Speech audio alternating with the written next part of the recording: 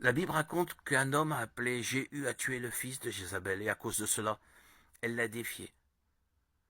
Alors Jéhu a envoyé quelques hommes pour la tuer. Ils ont envahi le palais et ont jeté Jézabel par la fenêtre. Jéhu l'a ensuite écrasé avec ses chevaux. Lorsqu'ils l'ont enterré, ils n'ont trouvé que son crâne, ses pieds et ses mains, car les chiens avaient mangé le reste.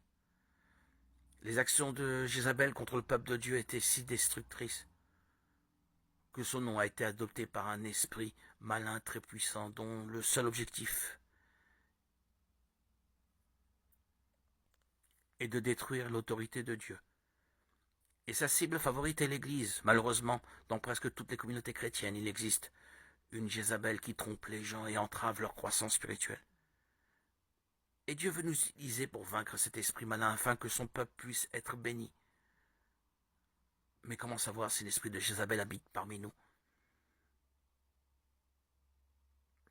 Il existe de nombreuses caractéristiques qui prouvent que Jézabel est parmi nous et qui peuvent indiquer la présence d'une Jézabel dans notre communauté, dans nos assemblées, dans notre Église.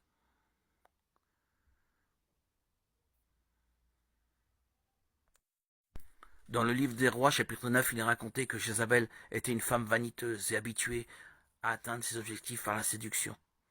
Dans la Bible, le terme prostitution a le sens d'infidélité, tant conjugale que spirituelle. Quand une personne n'est pas fidèle à Dieu, elle se prostitue.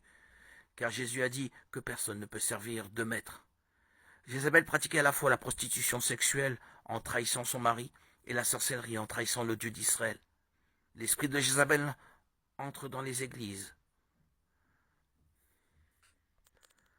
par le biais de personnes qui ne vivent pas une vie de sainteté. C'est pourquoi certains coachs spirituels, pasteurs, leaders doivent faire attention à qui ils mettent devant l'autel pour ministère.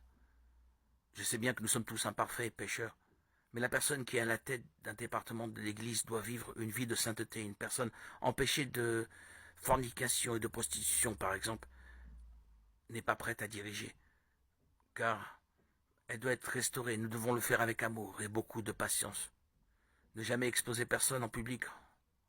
En plus de cette situation, il y a aussi la prostitution spirituelle. Beaucoup de membres d'église sont rebelles à l'égard de la communauté où ils se rassemblent.